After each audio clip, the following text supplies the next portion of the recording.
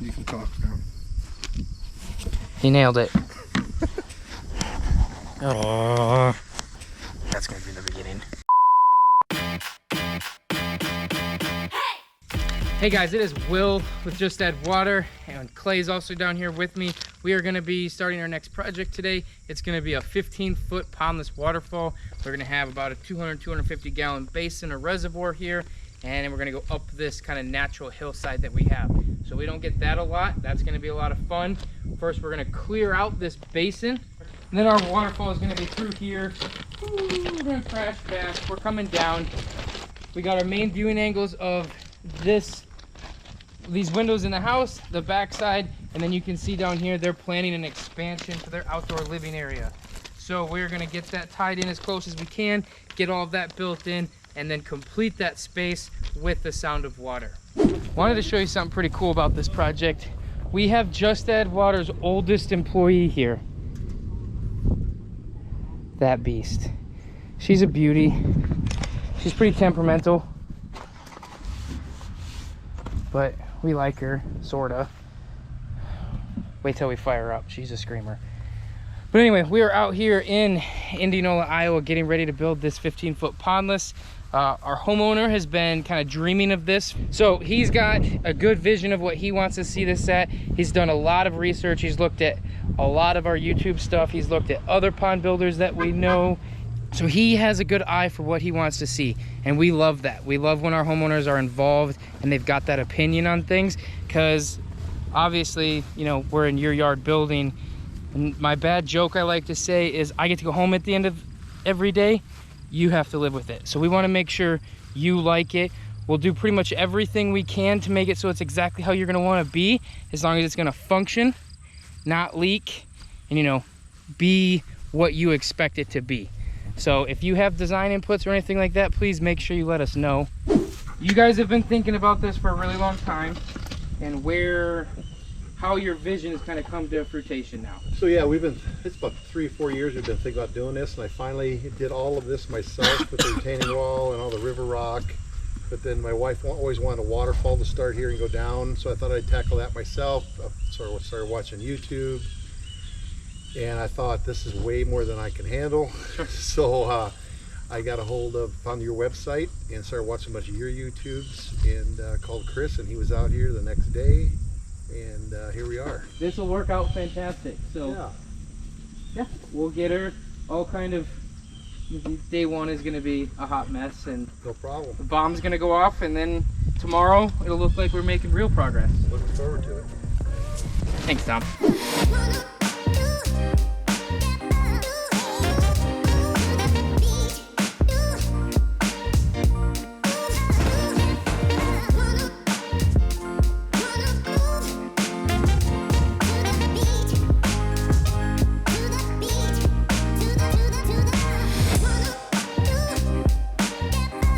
Talk dirty to me, Perry. What's going on?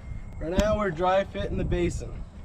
So basically we've got our dug hole. We have our hole dug. Dug hole. Dug hole. That's dugged. The hole is dug. It's at the right height that we want. We're basically just making sure that the aqua blocks fit. We're kind of getting an idea of our orientation on it. We have to dig in the vault, slap in some liner, a little bit of fabric before that, and backfill it, add water and rocks, and it's pretty much feature done from there. Bringing rocks back to the job site is a lot like bringing groceries in from the grocery store. If you can't get it all in one trip, then what's the point of even trying? Check it out. Sometimes it just needs a hand.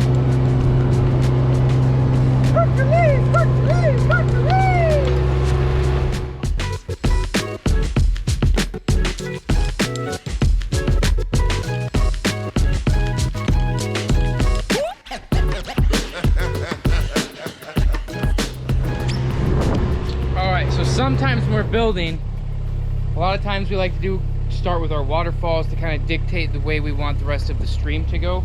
But sometimes on like this application where we have this big rock, that's gonna set the whole stage for how we want this to really turn. So that's almost like the keystone of this wider pooling area.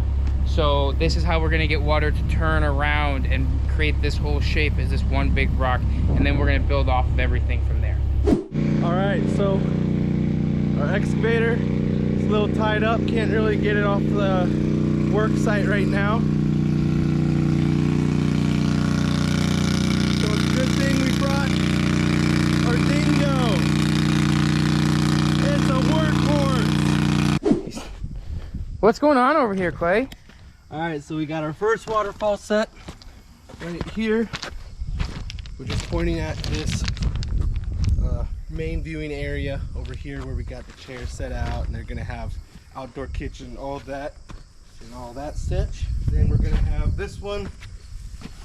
It's gonna come out kind of like that, not pointing that much, but you'll get a nice side profile. Just add a little element, kind of give it a swoop. Then next is the big old pooling area, a couple more waterfalls. Bob's your uncle. We are here, still out in Indianola, wrapping this guy up. Hopefully today's the last day. There might be a little bit of touch-up work. Clay and I had a little adventure yesterday. One thing we found, or that the homeowner requested, was some driftwood. He's got a perfect location for it. You can see behind me, we've got the timber. We're out in the country, that kind of stuff. So it's good, it makes sense. Sometimes we, you know, the request for driftwood is there and we're in the middle of the city and there's no tree bigger than like 2 inches in the whole subdivision, and it can seem out of place. It doesn't mean it always does. But anyway, yesterday we went wandering through these woods, didn't find anything. Plenty of stuff there, but we're kind of picky about what we want to put in the water feature. Obviously water, you know, makes stuff weaker. So this stuff is nice and dry, it's pretty, all that. So let me flip you around, I'll kind of show you the pieces we found and our game plan with them. Here we are, we got this nice long one. This is one we're actually super cool about. Got this cool small little stump fella, and this is just kind of like a nice little edge work piece. And this guy, you can see we kind of have set, we're gonna try to frame it up so it's a little roller waterfall into here. So the game plan from here, let's see if Nemo will cooperate and block that sun for us. Oh yeah, employee of the month. So what we're gonna do is we've got a lot of elevation change. So right back up there where the machine's at is our final grade over there, kind of the top of that wall. So we've got right around 2.5 inches of water elevation change. We're just shy of 3 feet. So then, you know, bring soil up, blah, blah, blah, make it pretty. So we got lots of elevation here. So we're gonna try to get into some bigger rocks, some of these cool wood pieces, a lot of crashing and bashing quickly as we come down. And then it'll hit this, it'll slow down, it's gonna meander, and then it's gonna sploosh, splash, pure enjoyment. So part of the winterizing process with this plumbing line is, where's our check valve? This guy right here. This is your check valve. There, ta-da, that's a flapper. So it's like that, it's closed. When water's pulling up from the pump, you can see it open up a little bit. So when you shut it off, this bell part, that flapper closes, and then water is not going to come back down through, not going to back flush your pump. Depending on your application, it's not going to dry out your filter stuff, anything like that. So that's a very important piece of product that we use. Now back to the plumbing line.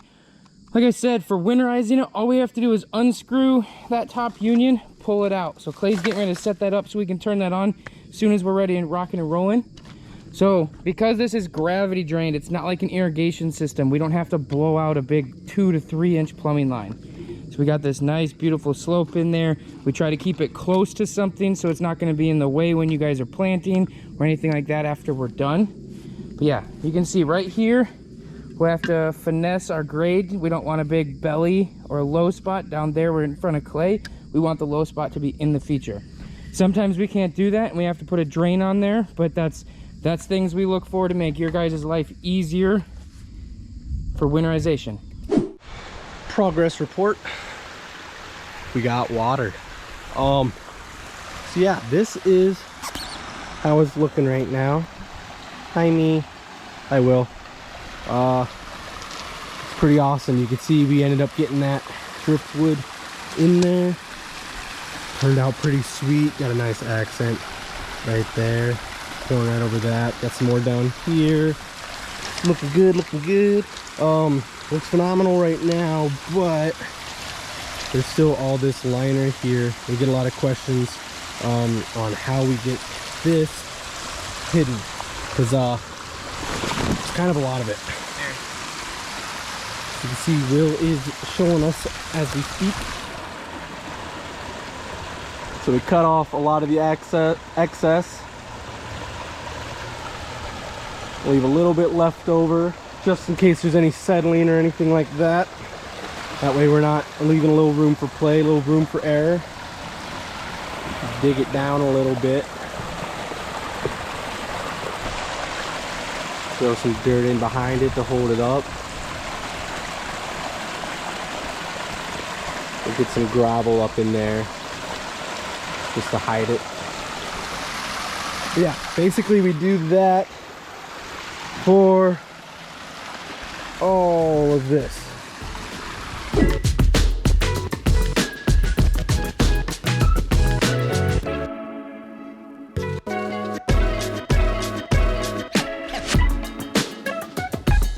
This project is officially a wrap. See our homeowner's home. We're gonna do our final walk through everything. Teaser going on behind me, but we've added some really cool driftwood. We added moss. We re-gravelled the bed and everything. Tried to make it like we were never here. So we'll turn you around. Here's the final shots.